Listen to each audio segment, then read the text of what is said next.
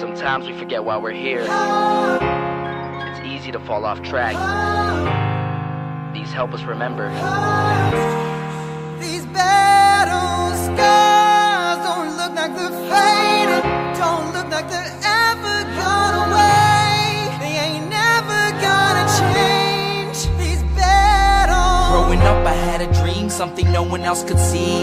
Tell me what it means when your faith is falling beneath your knees and you can't breathe. Everything you see reminds you of what you're not or something you won't be. You gotta take what you're given, that's how we live it. Don't be mad at the system, it's simply how we've existed. I hear a lot of people talking like they politicians or choose to be an accountant because it's safe in a business. Not because they wanna do it, just because they heard it pays. And who the fuck wants to be poor knowing that's how we've been raised? Society is getting heavy, I can feel the weight. The pressure of success is like 100 million pounds of shame. And that's the reason I'm staying up late, trying to find a way to escape the stereotypes this day and age is making me feel like the only way I'll be happy is getting signed to a label and making money through rapping. I wanna share my emotion because this world is attacking the very principle of life that lets the people be happy.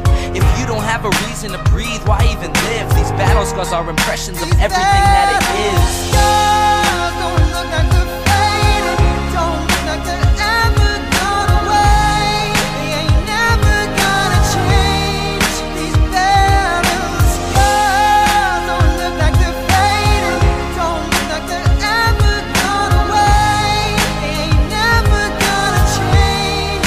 These battles. Now, if I had a voice that reached 100 million people, I'd tell them there's a reason that we're all created equal. Cause some decide to be great and some decide a sequel to an average person's life is simply what they want to be. So you make your decision, all I know is what I'm given. Won't define the life I lead or the way I dwell in existence. I've seen a greater image on the walls of where I'm living, and the words twisted and scripted remind me of something written. Faith is a gift that is given down to the people. If one believes it, one receives it. It's given if it is needed. Don't ever think you're trapped in a life that you never wanted. Your options are infinite, that's some mathematical logic. I'm not saying I'm a prophet, I'm speaking for what it's worth. These lyrics define my prayers and these battle scars on my church. Not saying I'm a prophet, I'm speaking for what it's worth. These lyrics define my prayers, these battle scars on my church. Don't look like they're faded, don't look like they're ever gone away. They ain't never gonna change. These battle scars don't look like they're faded, don't look like they're ever gone away. They ain't never gonna change. These battles.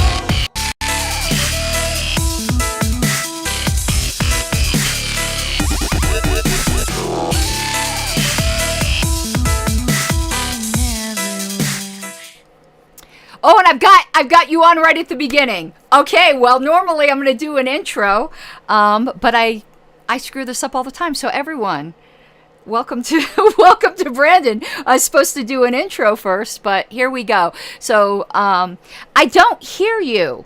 Is your volume on? Can you hear me now? Yes, I can. I was going to say, sorry everyone, about we that. actually did do a sound check. So, but this is good. We get right into it because otherwise I end up just talking way too much at the beginning. So I'll just do the brief intro. Along the bottom is all my shameless grifting. So anyone can read that. Super chats are always welcome. All super chats go to my campaign fund. This is, as always, an interactive show. We've got a few people already on. I got a little screen here that spies on them for me. Nice. So obviously if there are any questions, and what I want to do is, not everyone is even aware of the quote unquote controversy, I guess we call it. I think it's a manufactured controversy, so I'm not really even all that eager to call it a controversy. But as most people know, I was retained as the parliamentarian for the Mises Caucus for the Arizona convention. And Andy is on chat and says, hello, Andy. And there was a certain rule, I don't even want to call them disputes, interpretations or things that came up. And, you know, I was advising the Mises Caucus. The Arizona Libertarian Party itself had its own parliamentarian. It wasn't somebody they just culled from the membership. It was actually a professional guy that they hired from the National Association of Parliamentarians, from what I understand. And he was certainly dressed the part. As I was joking, he was dressed like a funeral director. I said there needed to be a corpse in the room, and I think he would have felt more at home. Joking, parliamentarians out there, you need to lighten up. Please, at least wear blue. Okay? Can we go for blue or gray instead of that solid black? Man, woo! That was something. Hey, and JJ knows. So JJ's in chat. JJ's my parliamentarian friend. And he's the first one I said. I'm like, he wouldn't shake my hand. I go, I think he was just worried about my pink hair and my Liberty crown. David Davis asked how much I need for my campaign. Believe it or not, running an LNC campaign is extraordinarily expensive. All of my campaign accounting is completely open, and as far as how much I raised and how much I'm looking to raise. So I don't mind telling you that I've raised more than most public office candidates. You may not even know this yet. Hopefully, maybe I'll impress some people. But I think it does go to show the level of the support. I've already raised $10,300 for my secretary campaign. But to run a full LNC campaign for officer, it costs $15,000. It just does. So that's 70% of the way there. Anyone who's a donor to my campaign is entitled to a complete accounting spreadsheet with all my expense receipts that show exactly where all the money went, because that is a lot of money, and I want people to know how it's being spent. So anybody who's a donor, and that includes people who give super chats, can ask me for a link to the campaign spreadsheet. I've always run a completely transparent campaign. And in fact, last time, it wasn't my campaign, but it was something else I was raising money for, and I actually gave a refund to donors when I didn't spend it all. And I think it was Keith Thompson who said to me, I've never gotten a refund from anybody campaigning for something before. Thank you, Julian, very much for the super chat. And I'm so glad you're here to moderate if necessary. The only thing I moderate, we get in porn spammers who put in these weird links to like porn sites. We don't, unless somebody is doxing somebody or being abusive, critical comments are always welcome. Cool. Just no doxing, no like super abuse, and no porn links. If you're gonna spam porn, you're gonna pay me for it, buddy. That's all I have to say.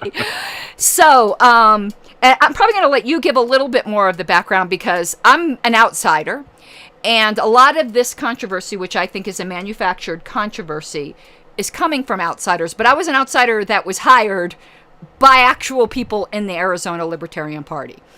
Again, to assist at convention. So maybe you lay the backdrop. I don't do very structured interviews. I like doing a back and forth. So I'm going to let you take it away for a little bit. Interrupt me when you need to. Yes. Thanks for having me to kind of just share what happened and set the record straight in some regard. So according to our bylaws, we elect our national delegation in our in our annual state meeting. When it's an even year. So every even year, we'll have our state meeting in Tucson. We switch back and forth between Tucson and Phoenix. And so whenever we're in Tucson, we elect the delegation for convention. There was a bylaw change in 2019, which kind of set up the bylaw 17 as it is now. And this was the second convention that we were electing our delegation from that.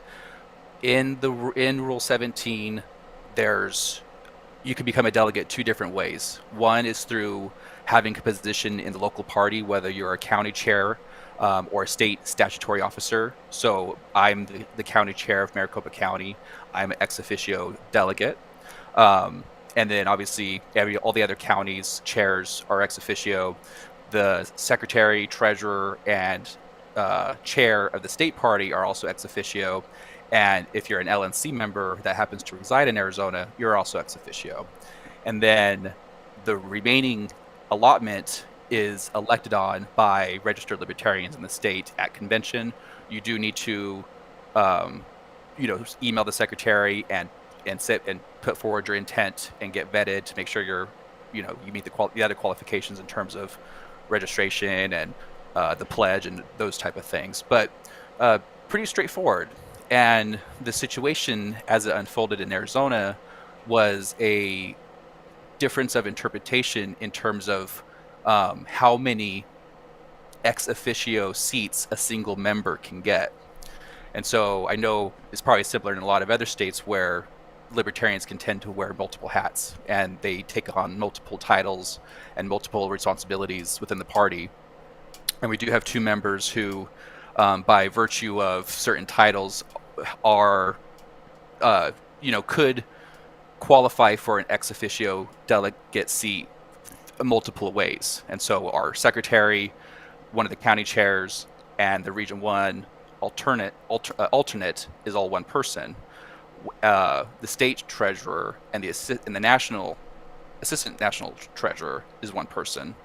And so there was this interpretation that the board had that because they held multiple positions, they also get multiple ex officio seats.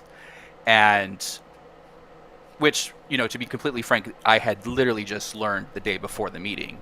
So I wasn't even aware that that was the case back in 2000 or 2020, which was the first year that we had it.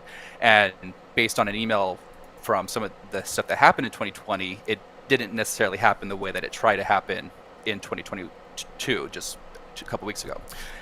Long story short, as we get to the election, the chair announced how many seats were going to be up for election.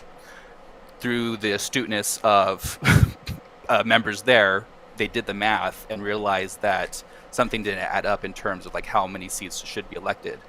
They said 13, but the math from other people was 17. And so the chair informed the body that the ex officio interpretation where you can get multiple ex officio seats was in play, and that ruling was basically challenged and seconded, and there was debate, and it was not sustained pretty overwhelmingly. And so the new interpretation at that point was that there was going to be 17 seats up for election versus the 13. And so basically 3 more, or sorry, maybe 14, but basically 3 more extra. There was a wrong count in the beginning when they said 13. It was supposed to be 14. There was already an error in math, but it was 3 that were in dispute.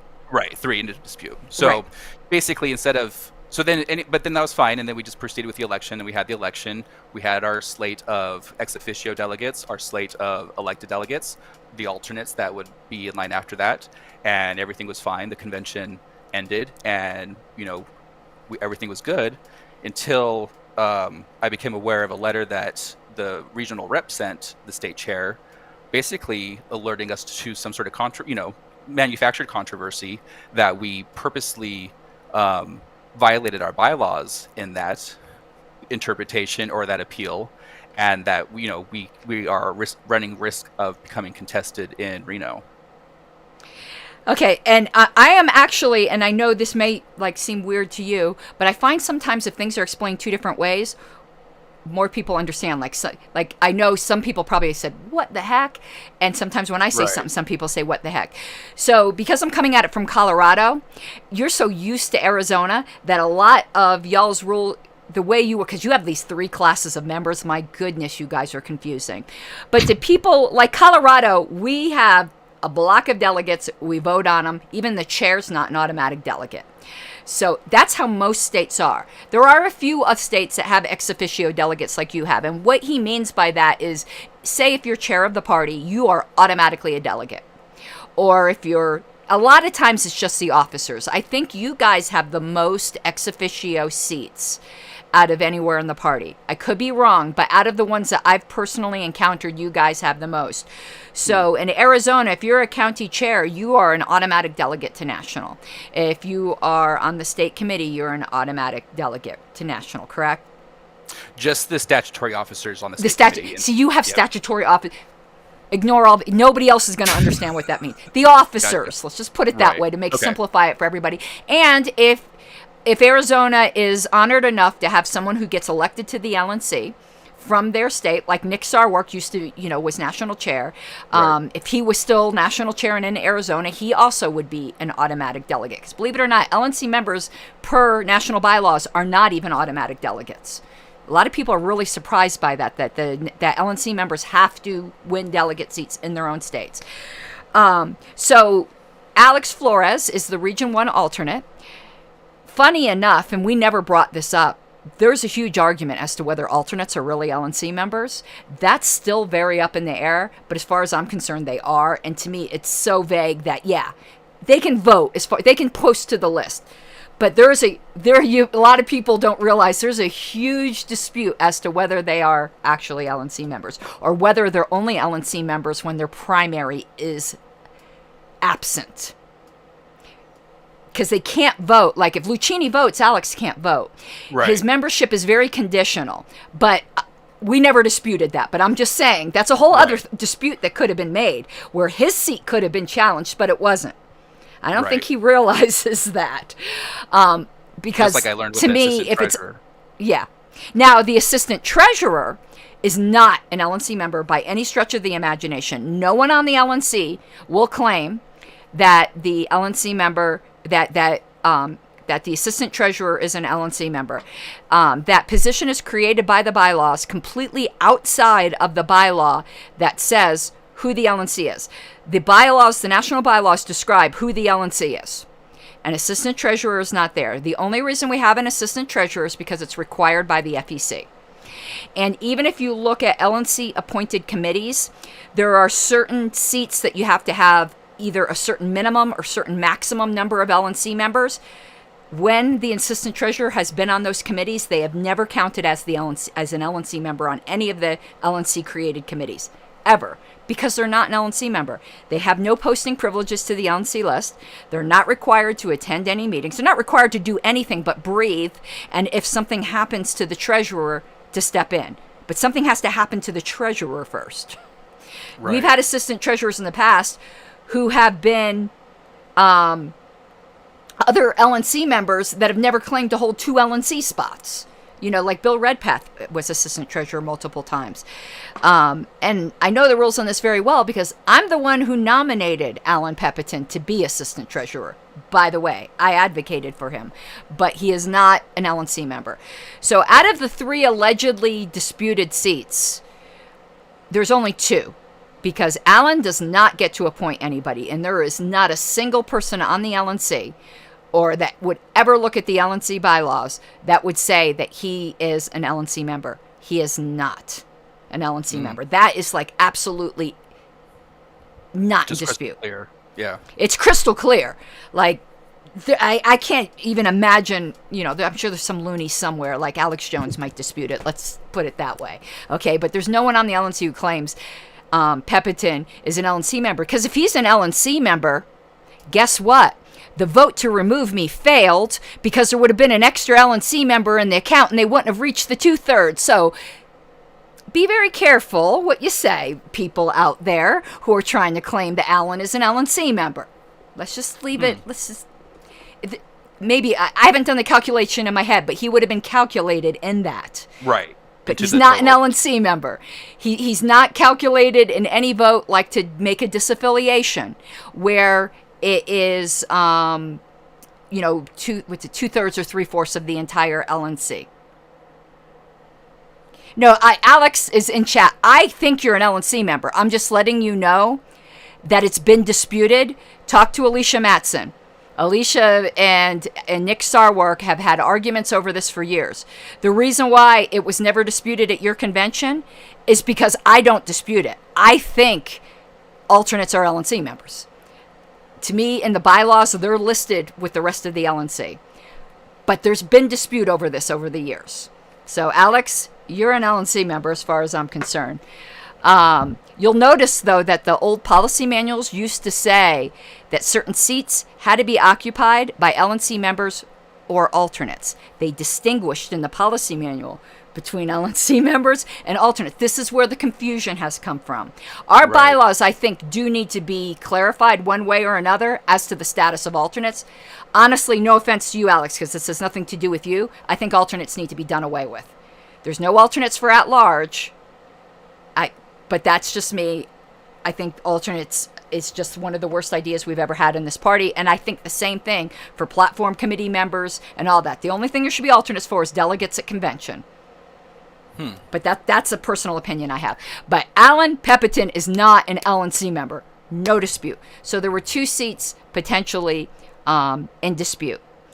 And So the question became, so in this circumstance, and I wanted it to be clear that anything that I say, and I'm sure anything that you say, Brendan, this is not intended again as an insult against anyone who has an opposite opinion or interpretation, and it's certainly not intended as an attack upon Alex. We're discussing bylaws. I'm going to try to keep it as dry as possible because bringing personalities into things doesn't mean anything. Alex was secretary, Region 1 alternate, and a county chair. So the argument then became, was he entitled to 3 seats or 1 seat?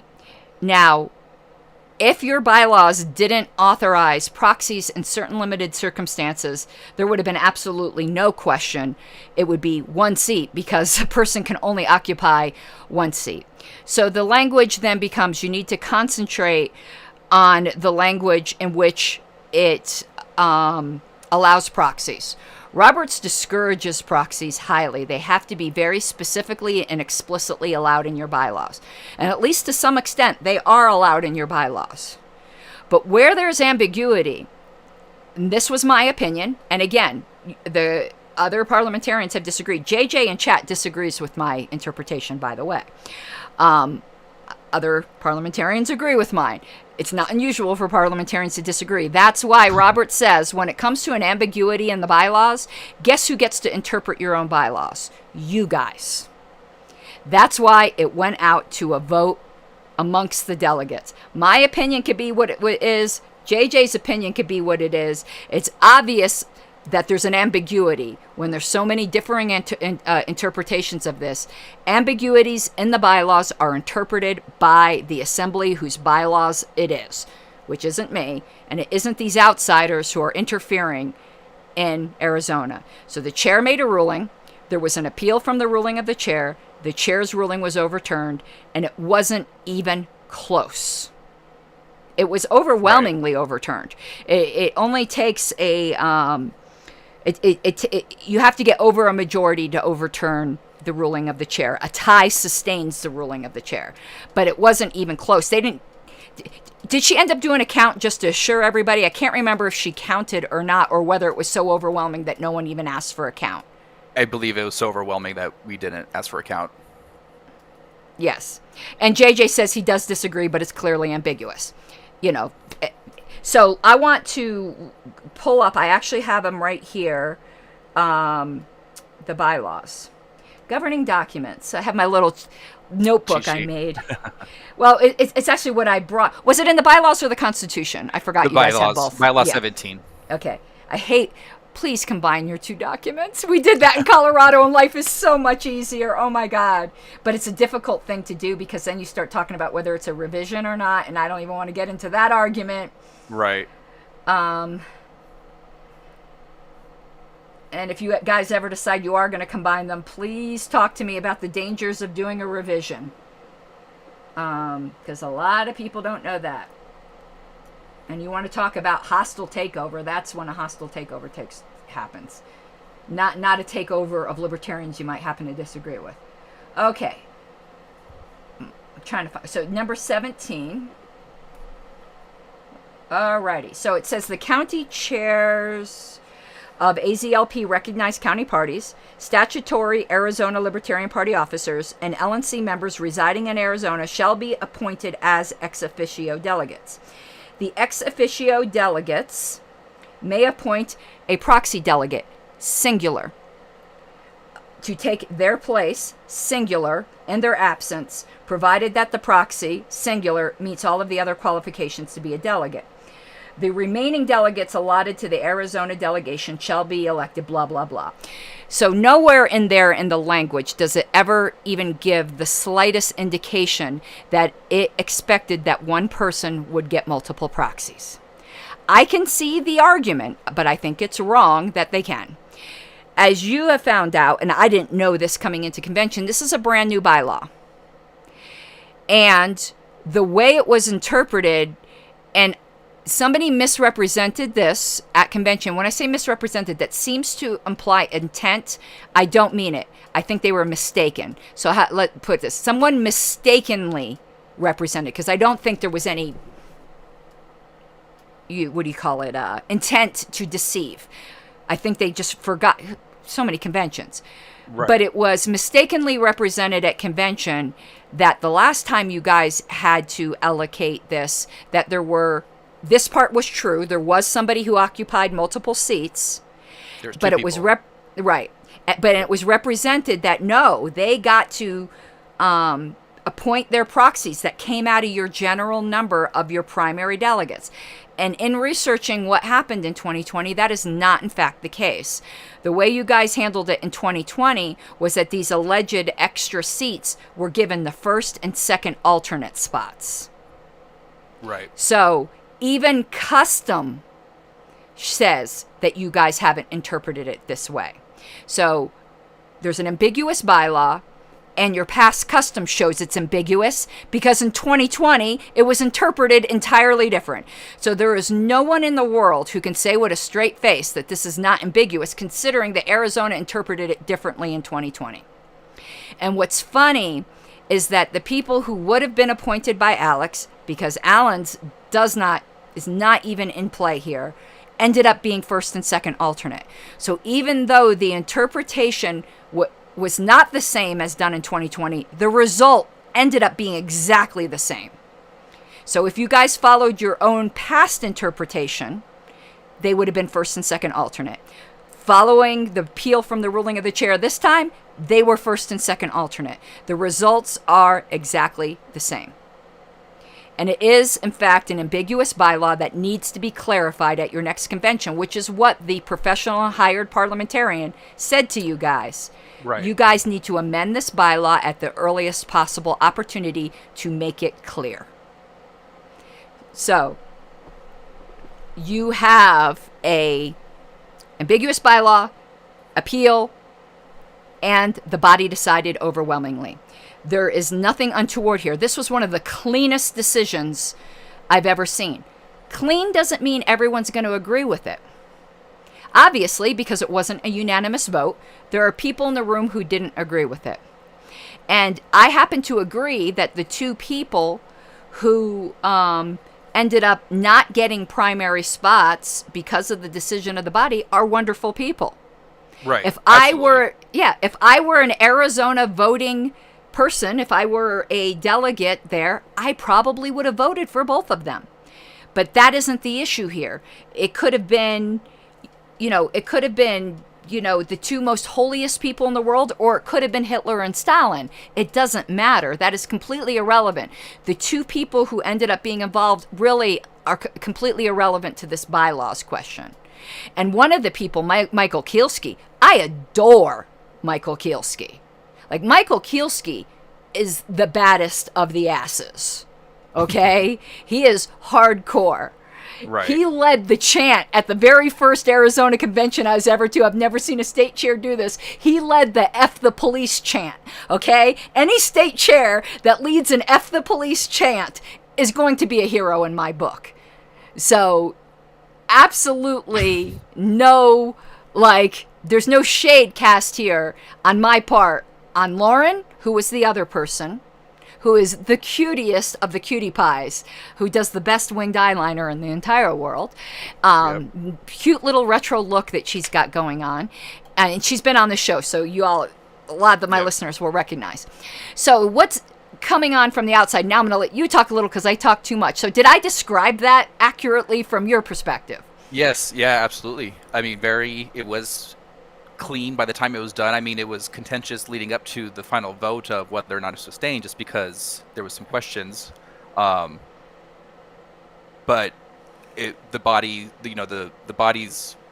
interpretation of it was clear that one person, one vote should kind of be the mechanism for moving forward. And then I guess the big concern is just, making sure that everyone else is aware of that. So if a challenge does come up, the facts are kind of laid out of how it was conducted, because at the heart of it, the body's power to interpret it. We did look into some of the customs and found out that it wasn't exactly done. So the argument's not as strong. And plus it is brand new. So it's not like there's 20 years of precedent. This is the second year it's been in play. Right. So I'm not too actually worried about it really once we get to Reno. Yeah, yet. I mean, no, and I don't think there is any chance in the world that there will be.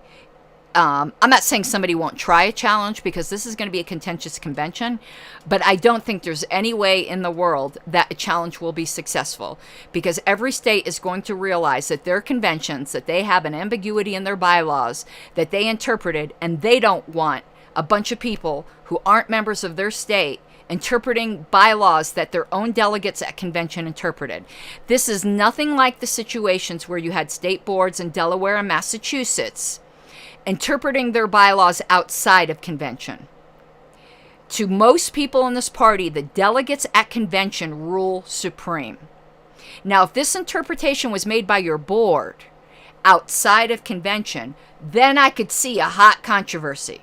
But the fact that this was brought to the delegates and voted on the delegates, then there's absolutely no issue there. Right. And Alex again is making an argument saying the state committee can vote on a plan to elect delegates. That was part of the argument in the ruling of the chair, Alex, and it was overruled. You revisiting it doesn't make it valid. That bylaw, I do not think you will get even JJ to agree with you for. The plan to elect the delegates does not include interpretation of proxies or whether or not you can use the Porcupine app. What it has to do with is organizing your convention and how that's going to be laid out. It is very, very clear in the bylaws. But that argument was brought up during the appeal of the ruling of the chair, and the body ruled against you. Here's the fact of conventions. You win some, you lose some. There's been plenty of votes that I've been deeply unhappy about. But to then go and try afterwards, particularly for people outside of Arizona, to be trying to interfere in the valid decision of delegates at convention is just obscene to me. And nobody else would want that to happen in their state. And that's one reason why, Right. I'm so incensed by it, because come try it in Colorado, you outsiders. I'm not naming names because I've heard rumors and not proof. But some people, come try that shit with Colorado. And Chris Right. Lucchini threatening Arizona. Right, and even the way he kind of grouped us in together with Maine and Delaware, or sorry, Right. Massachusetts and Delaware, where it's not even the same situation in terms of like who owns the charter for the state. There's no question on who the board is in Arizona, or who, our Class C members are, or who the SCMs are. It was just a question of, did we do it correctly in convention, which we did. I mean, there's a lot of debate on Right. whether it was a bylaws change, which is just, it wasn't a bylaws No. change. It's Yeah, and I would love to hear Richard and JJ's interpretation on this. But the people who, mostly out-of-staters, there could be some in-staters that are hiding behind out-of-staters. I don't know, because they don't want to be unpopular in their own state. That happens. We've had that happen in Colorado. The claim that's being made now, JJ and Richard, is because certain people don't like the interpretation of an obviously ambiguous bylaw. They're claiming that an interpretation that they don't agree with means you changed the bylaws without proper notice. That, to me, is the most barking moonbat thing I have heard in a long time. When you have an ambiguity in the bylaws, interpreting it does not mean you changed the bylaw. It means you interpreted it, and it is incumbent upon the body with the ambiguous bylaw at the next opportunity to amend the bylaws to make them clear so that they're no longer ambiguous. So, I did have here my notes that I wrote for the Mises Caucus, and most of these ended up getting read out loud because what the chair decided, and I have to tell you, I was uncomfortable with this, but the body allowed it, and the chair asked for it. I do not like when parliamentarians speak at convention. I think the parliamentarians are there to advise their clients and should be seen and not heard. Okay? I don't like it when at National Convention, no offense to Richard, because this has nothing to do with Richard, when they ask Richard for his interpretation. To me, it undermines the authority of the chair. In Colorado, we try to avoid that at all costs. We do not... The chair consults with the parliamentarian, but the parliamentarians do not make decisions. The chair does, and the body does. I hate it when they have the parliamentarians speak. But that was Emily's call. Nobody in the body objected, so she asked for the guy that was hired from, I'm saying guy only because I forgot his name because I'm terrible with names. And she asked for me to also give an opinion. Give an opinion. So I have down the notes that I use. So I'd like to, just so that everyone, this probably isn't exactly what I said, but these are the notes that I went by, so everyone can understand the argument that I had made. I said, if someone occupies multiple positions, each of which would normally be an ex officio delegate, they can only be appointed once. They are only one person. The only way they could occupy more than one ex officio seat is through a proxy, which we went over. Bylaw 17 deals with proxies and ex officios thusly. The ex officio delegates may appoint a proxy delegate to take their place in their absence, provided the proxy meets all other qualifications to be a delegate. The person is not absent and thus is not qualified to appoint a proxy delegate. Further, when a person occupies multiple seats, they are only entitled to one vote, and having a proxy for themselves is giving an additional vote if they are not absent, because if they're both there and have a proxy, it is in effect giving them control over two votes. I said, Robert says, one person, one vote. It is a fundamental principle of parliamentary law that each person who is a member of a deliberative assembly is entitled to one and only one vote on a question. This is true even if a person is elected or appointed to more than one position, each of which would entitle the holder to a vote. And also went on to talk about how proxies can only be allowed if very specifically specified by the bylaws. Your bylaws are very specific that they at least get one. They get one. That is specific. Nobody ever disputed. If Alex can't make convention, he can appoint someone to sit once. Your bylaws are not at all clear. They use singular terms throughout it that somebody gets multiple proxies. And considering how strongly Roberts frowns upon proxies, it is my position that in order to get multiple proxies, your bylaws have to be crystal clear that they get multiple proxies, and it is not. That is a reasonable interpretation. I understand reasonable people disagree. That's why it got put to a vote of the delegates, who overwhelmingly agreed with me. That is just the fact of the matter, whether anyone who is on the losing side likes it or not. And that's the way ambiguities and bylaws are dealt with. There was nothing sneaky at all about it. In fact, like, everything was out in the open because Emily had the hired parliamentarian on her, that was hired for, I don't want to say on sides, because parliamentarians really aren't on sides. They're advising people, also get to speak. We had both got to speak. So the convention had the advice of two disagreeing parliamentarians, and they chose one interpretation over the other. And I believe the reason they did is because the idea that, and I do not believe for a second, and no one has ever been able to prove, and the fact that in 2020 it wasn't interpreted this way, when you're getting much closer in time to when the bylaw was originally created. Intent only matters when there's an ambiguity, and it's obvious the intent wasn't for one person to get multiple primary seats, because back when this bylaw was first proposed, that's not how it was interpreted when the people who were there who created this bylaw were present.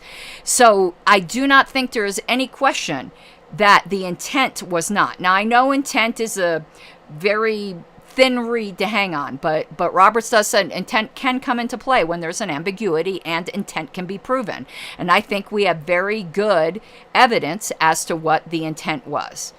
And at best, the intent was that they would get first and second alternate seats, which, although that isn't the process followed here, that is the result that happened here. There is absolutely no grounds for out-of-state interference here. And the reason why, besides the intent argument that I think the delegates sided with my argument over the other one, is the other person was not a libertarian. And of course, they're going to be coming at things strictly from just this dry procedural grounds. And there's nothing wrong with that. But I think libertarians, when they're interpreting their bylaws, are going to bring libertarian principles into play, which an outsider is not going to do. And it is completely offensive to libertarian principles that the certain number of delegate seats that are earned by everybody's efforts to bring in national delegates, that one person who, through the honor of a position, gets an automatic seat, then gets two more that they get to take out of the hands of the delegates, that's offensive. And I believe that's why the delegates voted the way they did. It offended their libertarian sensibilities, and they have every right to vote that way. Yeah, I have to agree, because like I said before the call, or before the show, I found out about that interpretation the day before the meeting, and was never aware that that was how the board had ever, planned to interpret it. So, for that reason, it just kind of shocked me that that would just kind of be how it was done. And thankfully, we found an opportunity to kind of interpret it correctly for this one. Yeah. So, I mean, that's my position on it. And I'm sure, again, there will be people who disagree. But I do not think there's going to be any kind of valid challenge at convention. And I think anyone who does that, then I sure hope that you welcome out-of-state interference in your convention. Let me tell you something that happened. I'm not going to say what state it was in, because it doesn't matter. And JJ and Richard are probably going to, because I nearly had a cow. And I had someone standing next to me going, let it go, let it go. So I was at this convention, and they moved to suspend their bylaws. And I about shit a brick on the spot. Because you can't, and we weren't talking about something that was in the nature of a rule of order. And I was told by someone at that convention, we do that every year. And you want to know what? And I know this is my parliamentary heresy. I looked around the room and no one cared. I was an out-of-stater. The people in that state didn't care. Who am I to stick my nose in the valid business of their convention? It's not my rights. It's their rights. And none of them said a word at the time. So me as an out-of-stater can't come to convention, and it did have to do with delegates, by the way. And I don't remember whether this was 2018 or 2020, to come and say, well, I'm going to challenge their delegation because I don't like that they suspended their bylaws, when no member there at the time said a damn thing about it. Right. I know, technically, that was a hideous thing for them to do. I'm not mentioning the state. There's probably a few people who probably know exactly what state I'm talking about, because apparently they do this every year. You guys had a valid ruling, your delegates decided. But you need to clarify that bylaw. Just out of your own opinion on that, you said as soon as possible. Is before convention something that? No, well, it's been a while since I have looked at your bylaws, because I've been involved with several other states. Can your bylaws only be amended in convention, or can your state committee amend your bylaws? Yes, state committee. Yeah. Well, no, I'm sorry. It needs to be amended by the SCM, so there would need to be at least a special meeting called. Then, as soon as that can be done, that bylaw, since there's a known ambiguity, it should be whatchamacallit, it should be amended. Addressed. Yeah. Yeah, it should be addressed. It doesn't need to be before Reno, right? No. I mean, but just obviously before the next time this comes around, which would be 2024. Yeah. However, now it can't retroactively change the results. I mean, you could do it before Reno, but it's not going to retroactively change the whatchamacallit, the just the results. Yes. Or how the the first one happened. Okay. And just an FYI, JJ in chat, because he does disagree with me on this, says there's an argument about interpretations not being a change in bylaws. See precedent and RONR from the National Parliamentarian, third quarter 2012. I'd like to see a copy of that article as well. And if it's relevant, I'll shoot it over to you. So JJ, shoot it over to me. I'd like to see. If you could shoot it over to me while we're on there, I'd love to see it. But ambiguities and bylaws are interpreted all the time. And obviously an ambiguity, since here's the funny thing.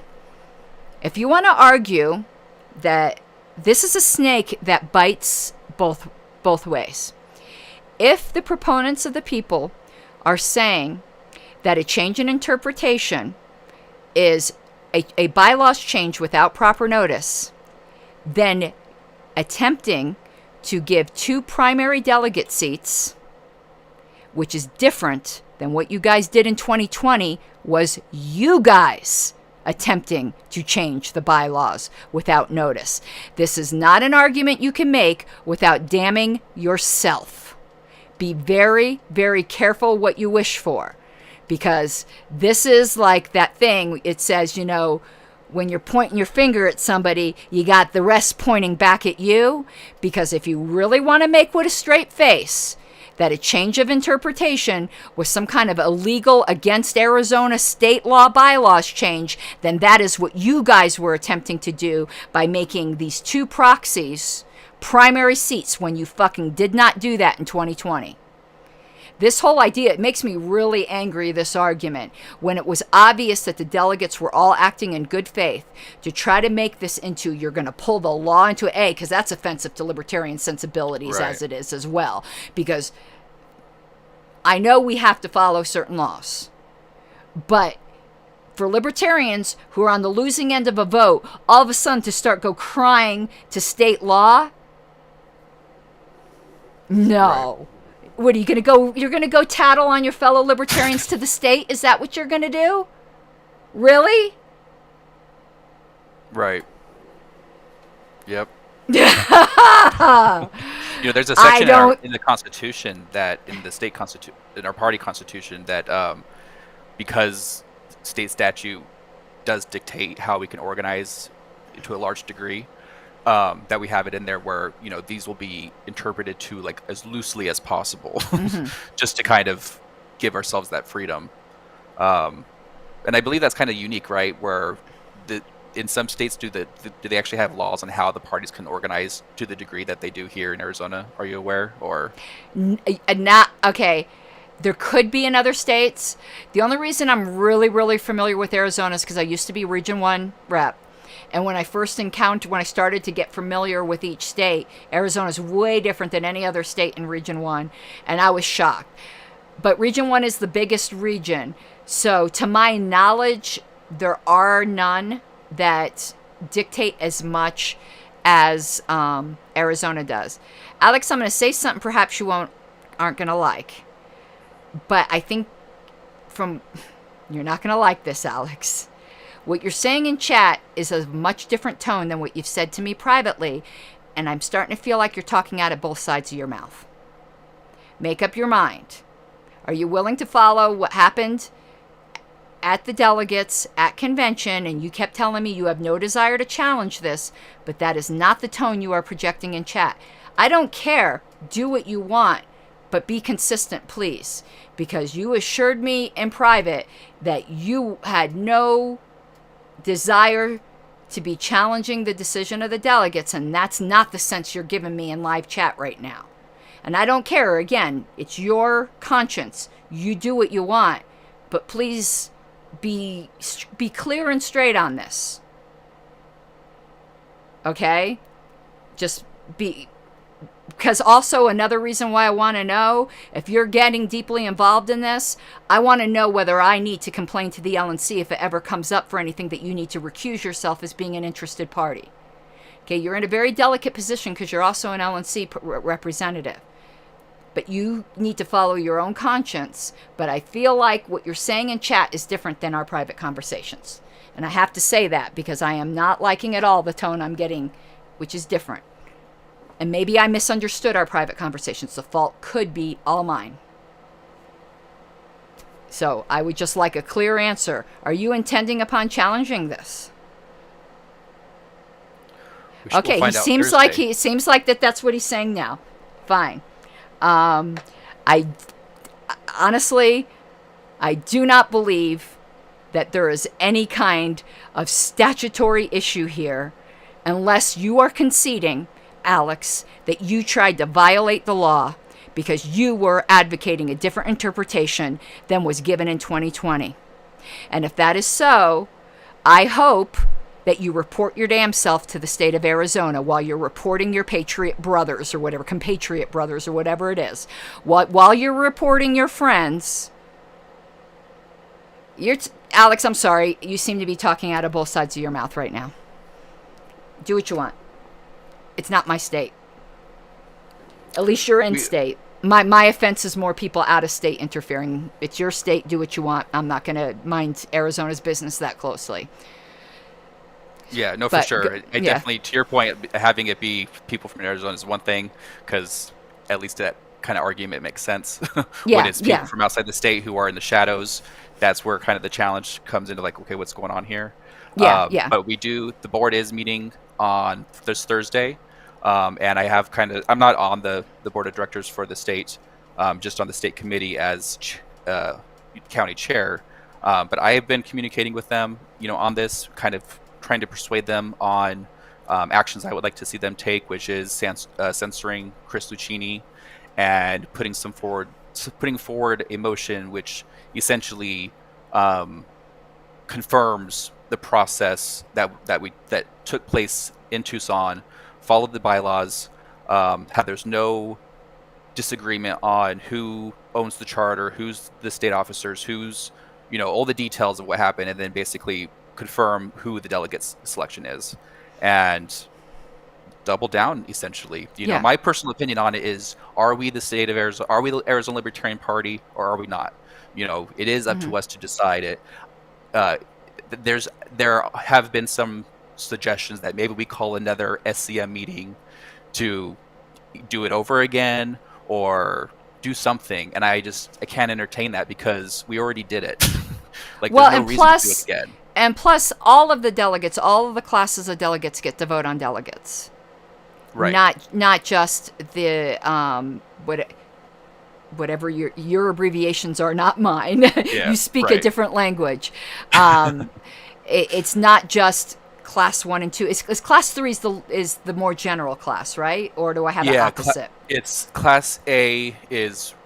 I may have it backwards, but I believe Class A is registered libertarians, Class B will be precinct committee members, and then Class C is state committee members, which is all those are determined by statute, which can get very confusing.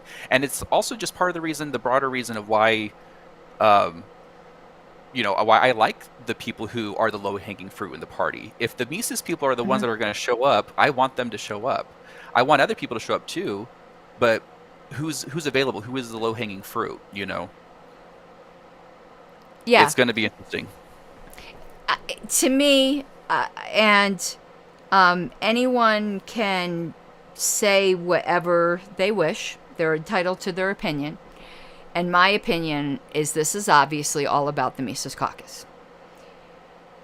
And I'd be saying that no matter what caucus it is. As I was telling you before the show, I'm not even a member of the Colorado Mises Caucus. I am Mises affiliated, but in the loosest possible way. I'm certainly friendly and supporters of them. I am a monthly donor to the National Mises Caucus, but they don't even have like a national membership role. But I guess in a very loose definition, because I'm a monthly donor, I would be considered a national member, but I'm not a member of the Colorado Mises Caucus. I'm not in any of their Discord chats. I'm not in any of their leadership meetings. I'm not involved in any of their strategy. I am as loosely affiliated as you can be while still saying you're affiliated. So I'm not this huge partisan. When I was the parliamentarian for Pennsylvania and I was advising the state chair there, who is Steve Sheets, who I don't particularly like. Steve Sheets and I don't get along. I sided with him most of the time because I believed his rulings were correct, and the rulings were against the Mises people. And a lot of the people got mad at me for that. And I said, I'm going to tell you what I think, no matter. I'm not here to support a narrative. I'm here to tell you the truth as to what I think. And sometimes you're going to like it, and sometimes you're not going to like it. But that's just kind of the way it goes. If, in fact, I had believed that you had terrible bylaws that allowed somebody to get 3 votes, I would say, sucks to be you guys. You got a bylaw that allows people to have 3 votes. You know, I personally think it's terrible, and it might be through your state law. I don't think this is actually y'all's fault that your state committee can, outside of a general convention, amend bylaws. I think that's horrible, but I think your state law actually allows that, and it's not y'all's choice. But most states that have that, it's their choice. And if your state law does not require allowing your state committee to amend the bylaws, that's how all that trouble is happening in the other states, because you got a group of people who want to keep their seats at all costs, who are amending their bylaws without the delegates at convention. But to me, the delegates at convention reign supreme. And you want to know something? Alex asked a question in chat. I have a fundamental disagreement with Alex. I believe in Colorado that our delegates at convention can choose to flout state law and bear the consequences. That their vote rules supreme. We are libertarians. And that could just be a fundamental disagreement. I honor the will of the delegates than I do over any law, and that the delegates as a voluntary association, and I'm not thinking any law was impinged here. I am just saying that I have a fundamental disagreement with people who say, well, but the delegates can't break the law. Fuck, they can't. I think they can. But again, that could just be my anarchist little heart here. But even in there was a bylaw, I can't remember what it was, in the Douglas County affiliate, where we were using a template, and it said something about any decision made by the body that disregards state law would be null and void, and we struck that because we said we have the right to conscientiously object in any way we so fit, and that can include disobeying the law. So we struck that here. That's actually a firm principle of mine, that private organizations, unless you're committing violence against people, you have a right to conscientiously object by breaking the law if you're not hurting somebody. But I realize other libertarians might be a little bit queasy about that, but that's certainly my position. But on this particular thing, I don't think there is any question. And I can tell you, though, as I said, I might not have the opportunity even to make any arguments, because I said, I don't even know if I'm going to be a delegate in Colorado. And I'm okay with that. It's whatever the delegates decide. You know, we have a lot of people who want to go to convention in Colorado. I've been before. There's some new people who want to go. Maybe it's going to be all the new people and I'll be an alternate. So I might not even get to argue any of these points at convention. But if I can, and it's out-of-state people that are challenging you guys, I'm going to name and shame them there. Because this is an Arizona matter. This is nothing like Delaware or Massachusetts. And shame on Chris Lucchini for threatening the Arizona chair with this. Chris, keep your fucking nose in New Mexico where it belongs, because you're doing your own shady business there in New Mexico. You know, so... You know, stay out of Arizona, and threatening Arizona. And you want to know how that threat came about? Because the state chair of Colorado actually dared to write Chris and ask him, why are you not asking the state chairs for their opinions before these votes on very important motions?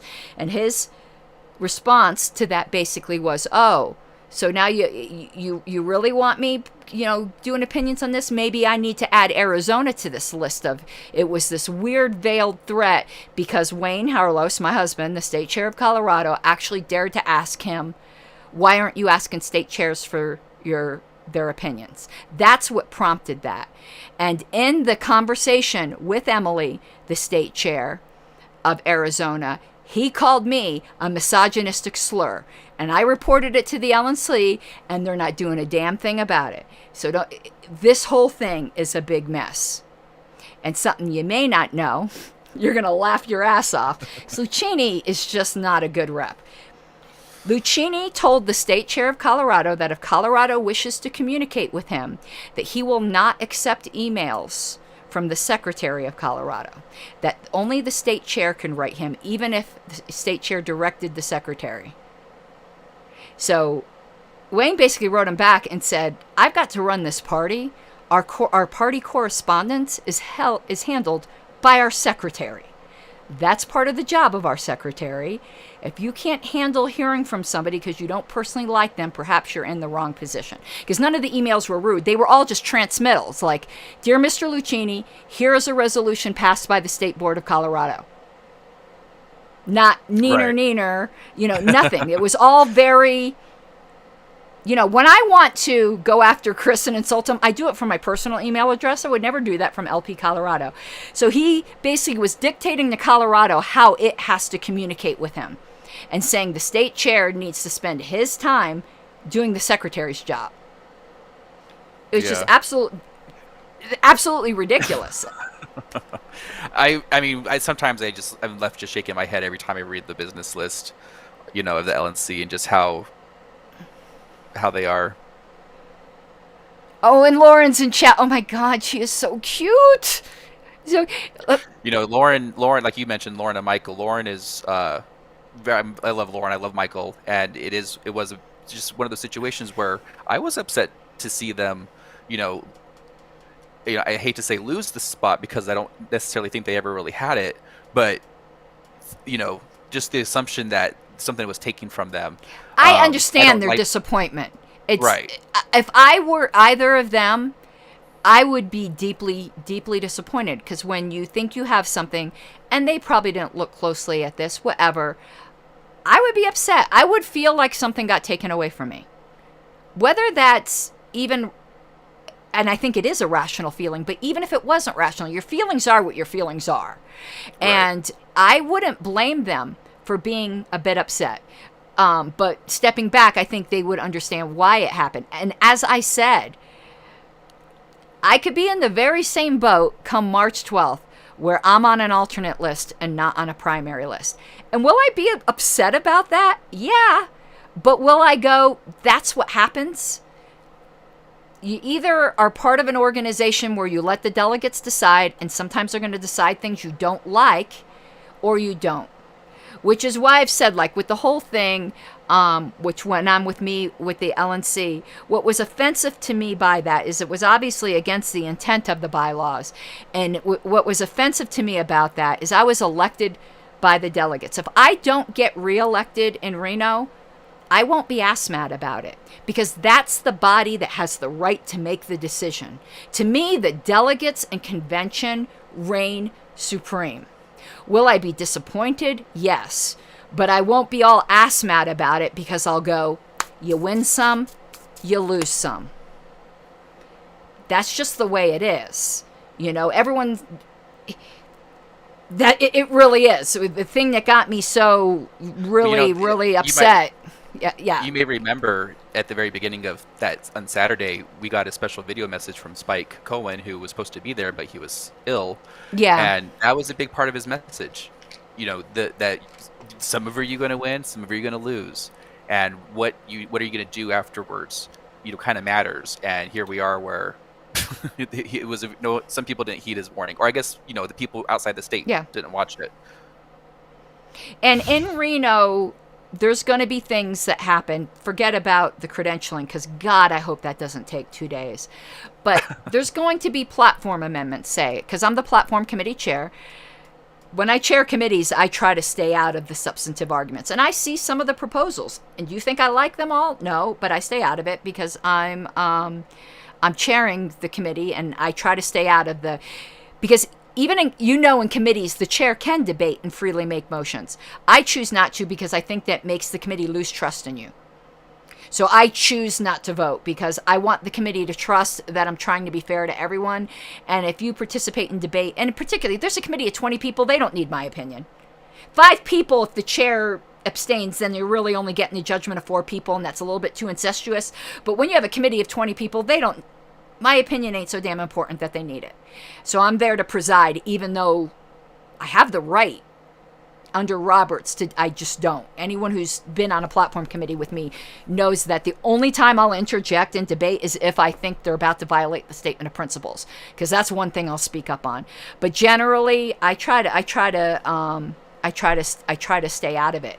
And they're going to make decisions that I don't like. This committee is going to pass proposals I don't like. When we go to Reno, there's going to be either a bylaw or a platform change that you won't like and that I won't like, and that probably every single person in here, though it'll be different ones, won't like.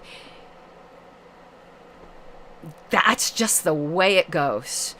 Do you think I liked when Joe Bishop Henchman was elected chair and I had to be his secretary? No, but I made the best of it, and I certainly didn't expect him to do what he did. I actually thought he was going to be super boring. Boy, did he surprise me.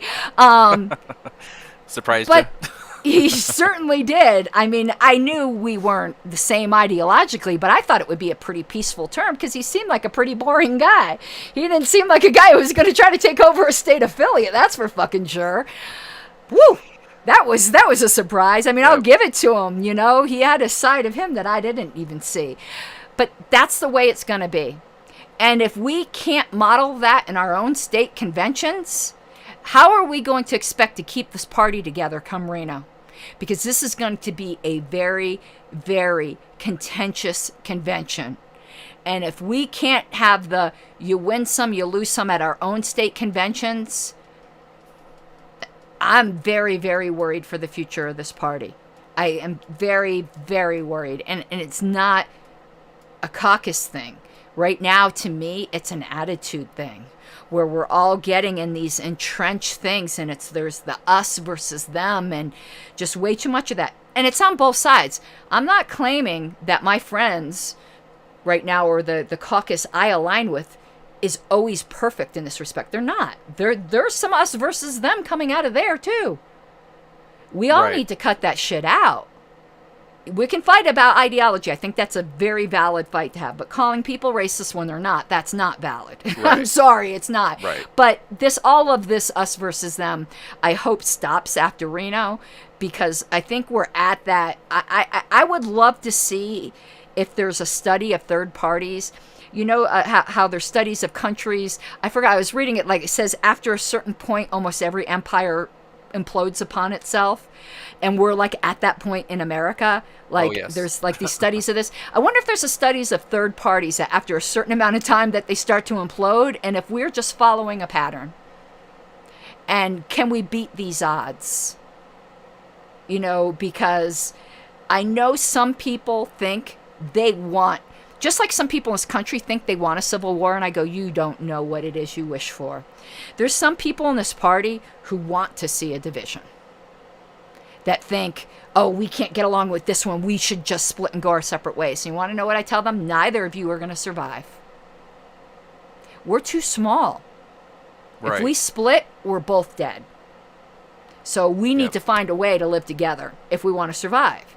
And if somebody doesn't want to survive, then don't let the door hit you where the good Lord split you. Because I'm not here to divide this party. I'm not here to destroy this party. And I'm not here to do anything that's going to willingly lead to that. I'm also not going to roll over on member rights. And I think you and I are on the same page as that. As you said, you're not a Mises person, but, you know, we're having a cool conversation. And I think that's the way things need to be. Well, you know, like I think I share the spirit of Mises, where I want to see the party improve and be more appealing to mainstream America. And Ron Paul definitely is one who brought me into libertarianism, and so I share the respect and adoration for Ron Paul that Mises people do. And the thing that I always think about is he says two things that I feel like we should be better at. He used to say, one, we're in an intellectual revolution, and I feel that is probably the one critical critique I would have of Mises, where I feel like they don't really embody the intellectual aspect of libertarianism, where our philosophy is like so strange to mainstream people because you need a foundation to really understand it. When I first heard the argument abolish public schools, it was so culture shocking to me that I kind of rejected it. But once I understood the principles of why, it was a no-brainer. And that's kind of, I think, a big challenge of what we have as a party, where there's a lot of education that we have to do.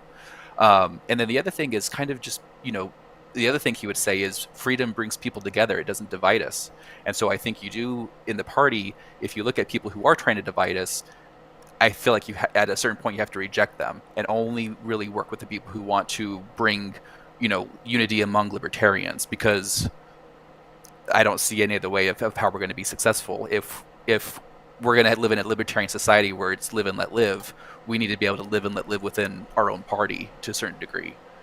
And so here's I something, kind of though, I'm actually going to say something you might not agree with. A conclusion I came to, and because we hear sometimes this unity talk, and it sounds very kumbaya, that we all have to get along with each other, and that sounds very utopian. And I've actually come to a conclusion that isn't necessarily what unity means. What unity means is there's going to be people in this party that you can't stand. Just avoid them. To me, that's actually an act of unity. Just avoid them. People criticize me a lot because I block a lot of people on Facebook. Why? Because I don't like them, we don't get along, and no one profits by seeing us bicker. So I remove the temptation, both from me, because I have responditis. Sometimes I can't shut up, and if I see somebody saying something that pisses me off, I'm going to nyet right back, or they're going to have the temptation and nyet. So I just remove it. So I don't think unity means we all hug and kiss and we're best friends. But I think it does mean that we realize we're in a varied political party. There's going to be people that you cannot stand with every fiber of your being, but you're still going to have to work with them when you have to. And when you don't, avoid them. It's not that difficult. I agree with you. I don't really disagree with you. It's kind of like coworkers. It's like you guys have to have, if your colleagues are working for the same goal for the company, you're not going to like all your coworkers, but you make it work. And I kind of view it that way. Maybe it's different because we're all volunteers and we're not getting paid, or majority of us are. And so like that's probably an aspect that's like very, a contributing factor to it. But yeah, I agree with you. Like I don't want to, hold hands with every single person. Yeah, and I think that's what some people think when they hear unity. Well, you got to get along with everybody. No, but I think because that's impossible. But I think you can go out of your way not to be picking fights with those people. Just avoid them, and some people will then take that too far. Well, I really want to avoid them, so I want to throw them out of the party. No, they have every right to be there, just as much as you do. But that doesn't mean you got to be fighting with them every single day on Facebook. It doesn't need to be that you need to be writing, and listen, I'm guilty of this as a lot of people. I'm still very ass mad about what the LNC did to me. There are still posts that I probably shouldn't make because I'm still ass mad. I'm still very, very hurt. I don't deny that. I worked my ass off for that position and I believe had it unjustly taken away. So I'm still very upset. Hopefully, as time goes on, that will fade. I'm not claiming perfection in this regard whatsoever. But I also think there is a little bit of a difference, too, between members and leaders. I think members should always be able to criticize leaders. The interactions that I'm talking about are more member to member. People on a even playing field. Because I don't think the LNC should ever be above criticism, which is what I got removed for.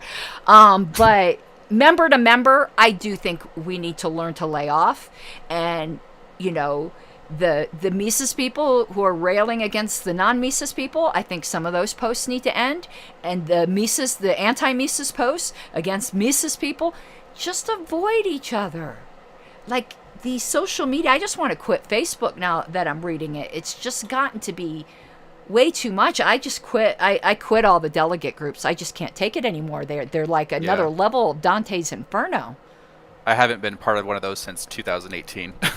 They've gotten worse. I can only imagine. All they are now is caucus wars. Really, that is all they are now. And I'm like, no, not interested. I stayed outside of it for so long without, really being vocal about it one way or the other. But it's at the point where it's like I can't continue doing that kind of to a certain point, And if you really want to make me pick a side, it's going to be the side that's not asking me to pick a side, and the one that's not necessarily lying flat out about other people, So and that's kind of racist or homophobic or things like that I've never seen any evidence of personally, and I'm I would like to, if there was, I'd like to see it, but I just haven't seen anything that kind of shows that. And then it's mental gymnastics where it's like, oh well, they have them on their podcast or this, and it's like, okay, that's. See, I'm a free speech purist, to say that argument, guilt by association, but I can tell you, I'm the secretary in a Mises-controlled board, and I have never seen any evidence of any of these kinds of accusations that people make, and I work intimately with this board. Never once in a million years have I seen that. And are there potentially I believe in the Libertarian Party, not any particular caucus, just in the party in general, that there are some awful people who view freedom as a way to justify their awful behavior. But like I said, freedom is not a tame lion. And freedom also means that some people are going to use their freedom to be an asshole. And that's not limited to any one particular caucus. For instance, before they went and did their own caucus, Jeff Wood used to be a member of the Radical Caucus. Should we have painted the whole Radical Caucus with that brush? No. There's people in caucuses who are just going to be jerks. And there's people who aren't in caucuses that are just going to be jerks.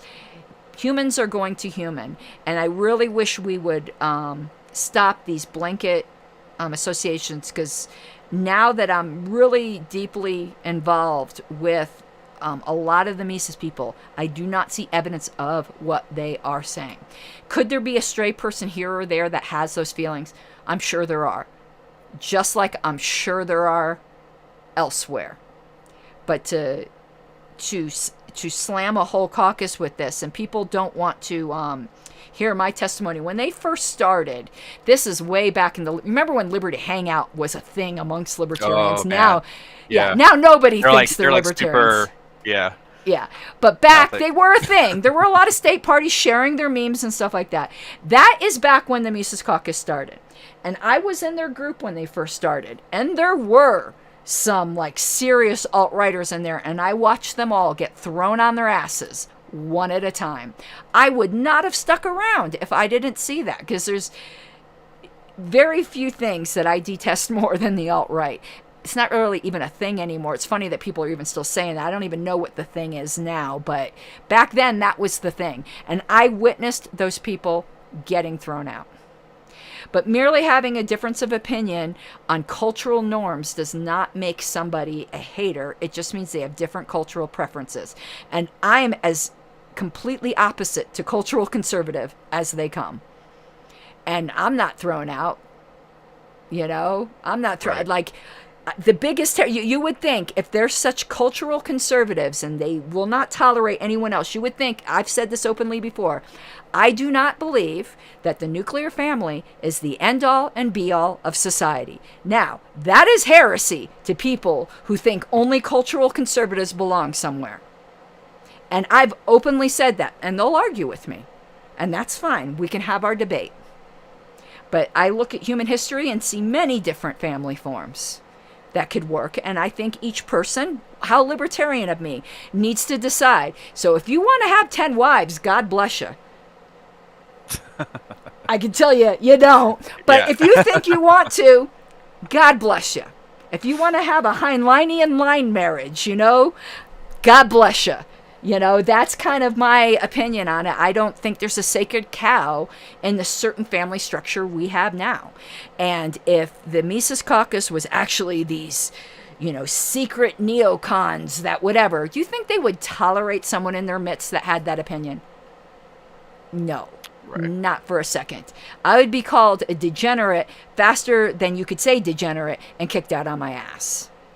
But I don't push that view on anybody else. If you happen to think that the typical nuclear family is the bedrock of civilization, good. Let's see the marketplace of ideas decide who's right. As long as you're not trying to force anybody, I don't really care. And if you happen to, have an idea I don't like, that you're not forcing anybody, I could just stay away from you.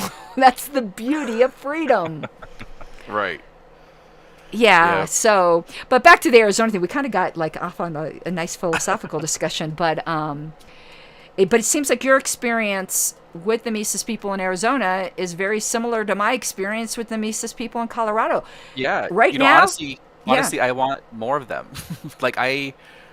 I put a really funny page on the MCLP website, Maricopa County, our county website. It was kind of a parody, and basically it was secret email from the chair exposes Mises, blah, blah, blah, and kind of made it dramatic, but it's basically me complaining that they might want to show up and volunteer, and that's what has been the case. There's a couple openings on the board. There's a Mises guy who was elected to our first vice chair. He's knocking it out of the park. All of them are. We had a really great happy hour in Mesa last Thursday that 40 people showed up, and many of them were Mises. And so I want to get to know Mises more. So one of them mentioned on Twitter that some Mises people in some states apparently are scared to get involved because of what we see in Delaware and Massachusetts and things. And so in some aspects, it's they see what's going on right now in Arizona, and I'm hoping that they feel comfortable coming out of the woodwork and getting engaged and participating and and helping us grow the party. So I want more of them. I want anyone who's libertarian. That's kind of what I thought all of our goal was to grow the party.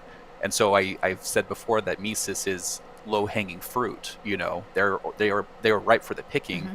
And if 90% of this harvest is going to be Mises, I'm all for it. And as I said before I became affiliated with them, they're the ones getting shit done.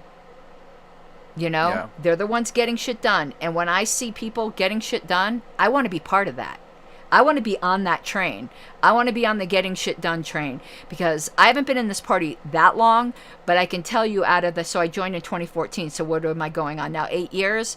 Out of 5 of those 8 years, I haven't seen shit get done. These past 3 years, as that caucus has been growing, I've been seeing shit getting done. Mm-hmm. And then it's so funny because all I've heard is, you people with the more radical views, all you want is a social club. And then all of a sudden these people come in that have a little bit more radical views, and they're the ones getting shit done. And you want to know, if it was the pragmatist caucus that came in and got shit done, I'd want to be part of that. I want to get shit done. I do not want a social club. I want to see us revolutionize this country. Right. I want to see us change the world. I want us to see, me and my stupid religious people say your stupid religious analogies. I want us to be like the 12 disciples that turned the world upside down. But this is for liberty, not for some religion, for liberty.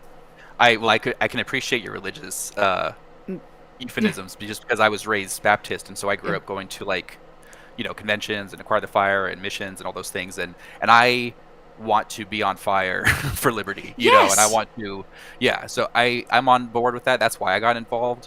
I feel with my time, serving on the county level, I don't actually, when I look back on what's been done since I've been here, I'm not happy. I'm not satisfied. I don't pat myself on the back. Because we haven't done anything quite yet. We've, in a sense, kept the lights on, and so I feel that with the past 2 years and with our liberties being challenged and people being woken up just because of how bad it's gotten in the last 2 years, I'm very, very excited because there is like so much energy, and it's frustrating whenever party drama gets inserted into it because it's such a distraction, and it's the one thing that people tend to focus on, and it gives them an excuse to say, oh, the LP is shit, and all the stuff that they say about us whenever we're being dramatic. But that's why it's so important to have good leaders who can kind of shape the vision and kind of keep them on track with like what is important locally here, because the government dictates how we can organize. The next 2 years or next 2.5 years for the party in Arizona is really going to come down to the next 2 months with our precinct committee member recruitment. And so, I want, if you're Mises, like, please join. If you're Preg, please join. Yes. If you're over being a Republican or a Democrat and you align with so, our... in other words, if you're a Libertarian, please Right. join. You might not be the exact same flavor of Libertarian I am. We Yeah, can, if, or me. right, and I meant that it's the universal yeah. I, right? And I'm hoping we get past this. But you want to know what's really ironic is I think part of these delegation fights, besides the caucus wars, until Gary Johnson in 2016, it used to be you could walk into a national convention and get a seat. Yep. And I don't think we've still yet grown into where we're at in the evolution of our party, where the Republicans and Democrats have been at forever, where it's a fight to get a delegate seat. And you Right. could be a kick-ass activist and still not get a delegate seat. And I think we've grown to feel like all of us who do a lot are entitled to a delegate seat. And I'm not saying that to talk down there, because like, I'm reconciling in my own head right now that I might not get a delegate seat, and no one can doubt that I do a lot of work, but a lot of Right. people do a lot of work now, and it's Right. not a given anymore. And I think a lot of the people who, and I only know it from hearing stories, because my first convention was 2016, so. But Mine still too. in Colorado, we didn't fill our delegation. This will be the first year I think, that we will fill our delegation. We don't allow out-of-state, just like you guys don't, correct? You don't see out-of-state people, or do you? If you I have empty believe we seats. have. See, I never even looked honestly, at that. I don't know. Yeah, there was I don't- drama in in one of the years, which I actually helped don't think inspire your bylaws 2019. disallow it. I think What's your requirements for, if it says you have to be an Arizona member to be a national delegate, then it's disallowed. If it think doesn't I- say that, I don't recall. There is Yeah. something in there about like we do allow people under 18 be delegates. most states do. Okay, yeah, that's the maybe. But- I don't want to speak out of term, like Yeah.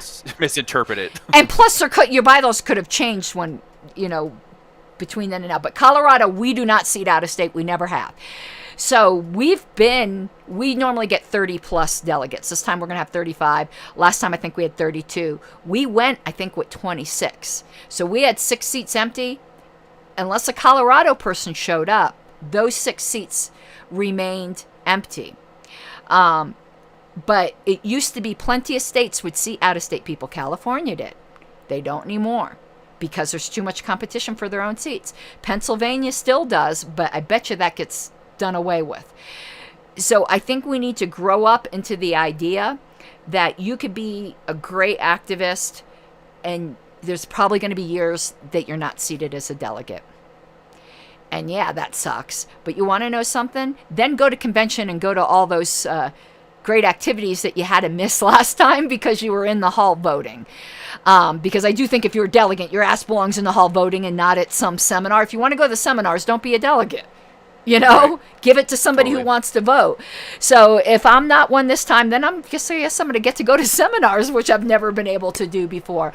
But I think that's a huge growing pain too, that I think there's a Yep. lot of resentment from people, and it's understandable, who are just used to knowing every year, I'm going to get to be a delegate. And it's just not that assured anymore.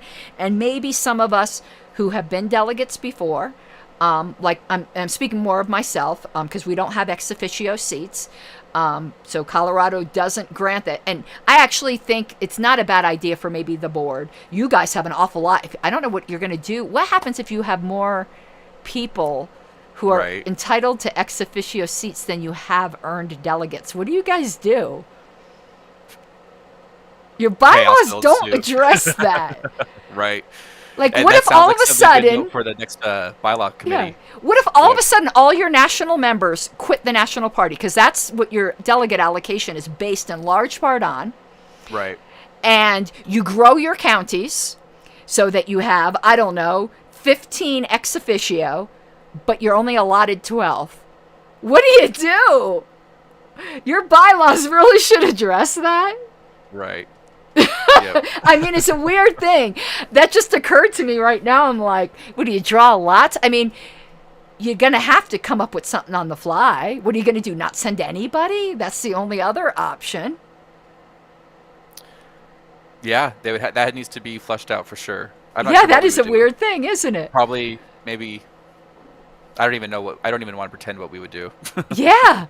I think you would probably, what I would hope would happen so that you didn't risk having your whole delegation invalidated by some outsider, or even an insider, is that some people would just go, I'm giving up my seat. Yeah. But if all of you were saying you wanted it, I think you're in a pickle. Let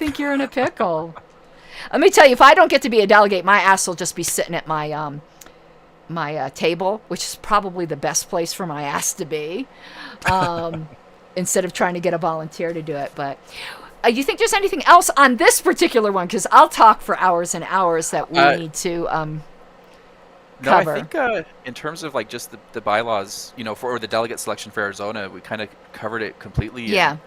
And, I definitely have talked about it a lot over the last couple days myself. So the big, like I said, the big thing that we're going to make some decisions on as the state board will be Thursday, where the board of directors will meet, and hopefully there's a censor. Yeah, censure, like it's pronounced weird. Yeah. Sorry. And then just kind of reaffirming our delegate selection and kind of buckling down. I hope that's what the action the board takes, but who knows? Yeah, no, he was completely out of line with that. And I can tell you, as far as I'm concerned, as a board member of Colorado, you threaten one region, one state, you threatened us all. And the regional representatives are there to represent us, not threaten us. Right. Particularly when nothing shady went on. Listen, if you guys were doing something shady, that'd be a little different. But I was there. Like, that was a great convention, and I thought Emily did a great job. Personally. Yeah, there was a lot of effort from a lot of people to put that on. It was one of the biggest ones that the state had in a long time. The people who've been around forever were completely blown away by it, and I think it kind of just reaffirms the growth that we could have if we're more open to allowing Mises people in. Because I'll tell you this: after everything was done, everyone who was Mises left, and so that kind of was partly weird, at the meeting where. that was a little awkward, but maybe next time they won't feel so compelled to leave. You know what I mean? And we'll be more. And I think there's I could see. It's unfortunate that things are coming to that, and I don't even know what to say on that because I don't even think it's negative. It's just it is what it is.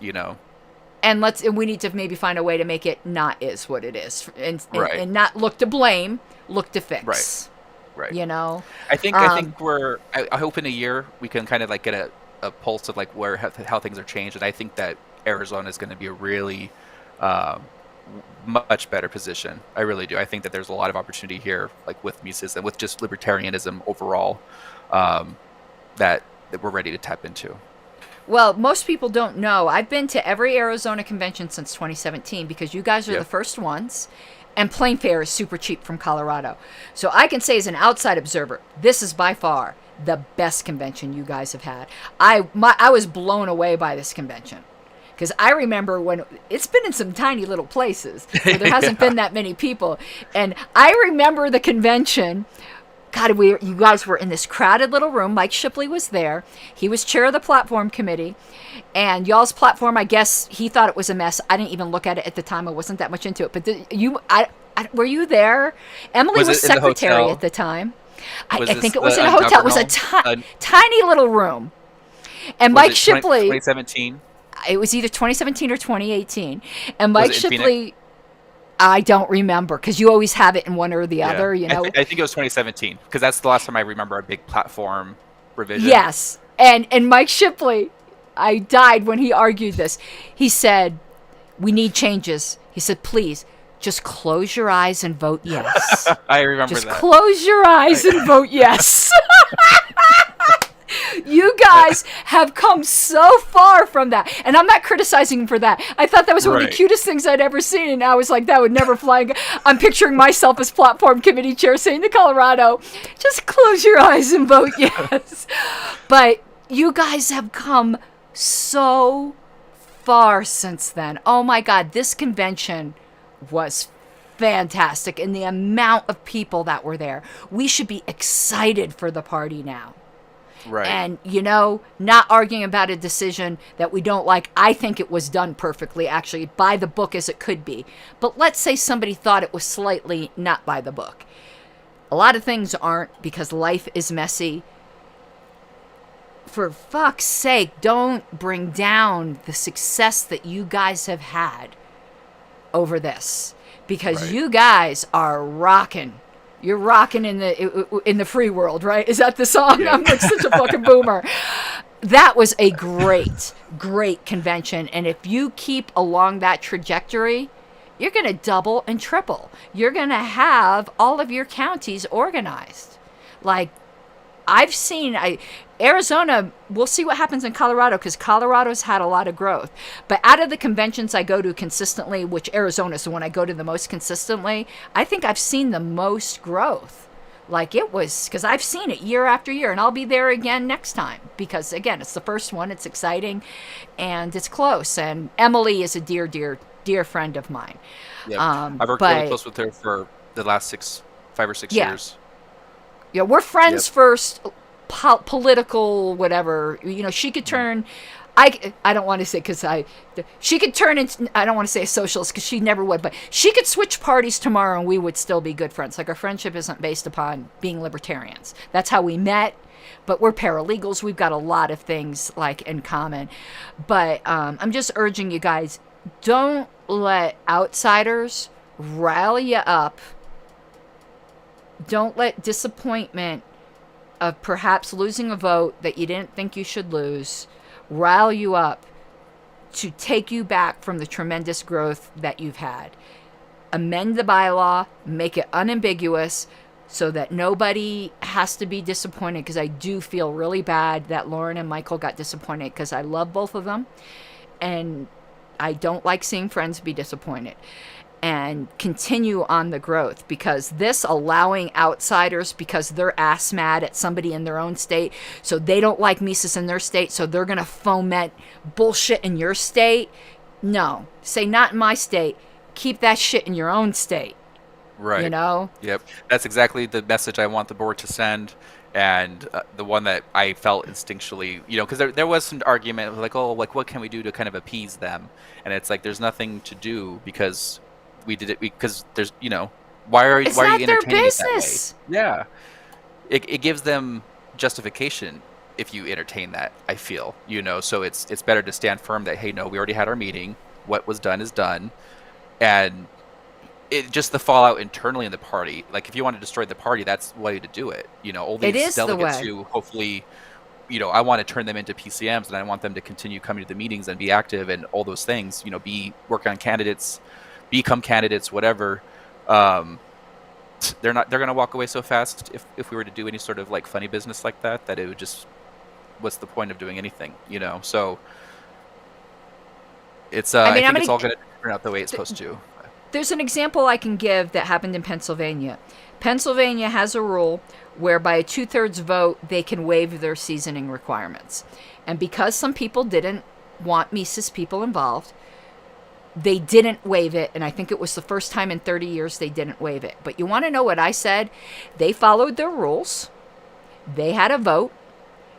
That's in their bylaws. You didn't like the vote. Suck it up, Buttercup. Make sure you're enrolled in time to not count on a waiver of the rules. Did I like that vote? No. But it was validly done. They had every right to do it. And people outside of Arizona should have the same attitude about what happened with you guys. They might not like the vote, but it was validly done. You know, I thought that was a shitty vote they did in Pennsylvania to purposely keep people out. But it was within the rules, and they had every right to do it. Next time, plan better. Right. I'm sure they will. Yeah, I'm sure they are. But I mean, just in general, shitty votes that were validly done in a state that's not your own ain't your own damn business. If you're that bored, I've got work for you to do on LPedia. That's what I tell everyone. If you are that fucking bored that you're not in Arizona and you want to start minding Arizona's business, why don't you edit Arizona's Wikipedia page or something? I mean, LPedia page. If you're so we need it. obsessed with Arizona, I've got some work you can do to help them rather than trying to get their delegates disqualified. I mean, really. Yeah, the officers on the Maricopa County page on LPedia hasn't been updated in like So 4 there years, you go. Someone can help us. I'd love it. Yeah, so you outsiders who are so obsessed with Arizona, we've got something you can actually do that would be productive. Yeah. Yep. All right, it was such a pleasure speaking with you, and I do look forward to seeing you in Reno. It will be a lot of fun. Me too. Thank you so much for having me. I loved it. Thank you. Have a good night. All right, you have an awesome night. All right, bye-bye, everyone. I'm not going to do the whole closing credit thing. We've been on for a while. I just want to check comments to make sure there was nothing that I needed to address. Yeah, LPPA has been killing it. I'm going to be going there. A lot of you have been following my personal journey where I don't know who my biological father is. It's a whole sad story that I found out when I was 16, that my mother tricked my father into marrying her by saying she was pregnant with his kid. Talk about screwing up a teenager, right? Your mother telling you, hey, the guy you thought was your father and who still thinks he's your father isn't really your father. That was a head trip. But the only reason I'm even bringing that up now is I determined that he would never know, because that was a shitty thing for my mom to do. But my dad, who raised me, has since passed away. And ever since then, I've been looking to try to find out who my biological father is. 23andMe found a first cousin on my father's side in Pennsylvania. So when I go to the Pennsylvania convention, I'm going to be meeting JJ, we're not related. Maybe not. You're not my father, are you, JJ? No, but I'm going to meet a first cousin that I didn't know I had, who lives in Pennsylvania. So I'm really excited for that as well. And kind of nervous. But I know just from like talking to him a little bit over chat and on the phone, he seems to have like that same like defiant spirit that I have. So I'm looking forward to meeting him. I also will be in Florida, and some of you don't know, I'm originally from Florida. So that obviously is also very dear to me. The states that are always super, super important to me is Arizona, for reasons I said, Florida, because I'm from there, and I'm a member of Pennsylvania. Pennsylvania still allows out-of-state members. I'm a member of Pennsylvania so that when the bylaw amendment comes up to kick me out, I will vote for it, because I think states need to start protecting their delegations and not allow out-of-state members. I didn't get to go to the California convention. I used to be a member of California. I didn't get to go to that convention to vote myself out of membership, but I'm glad that they voted to no longer have out-of-state members. And I want the same thing for Pennsylvania.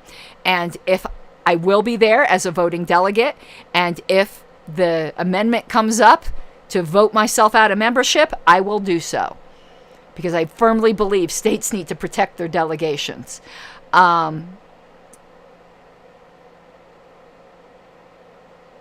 Let me see. Yeah, and Lauren says she had the biggest turnout in 49 years.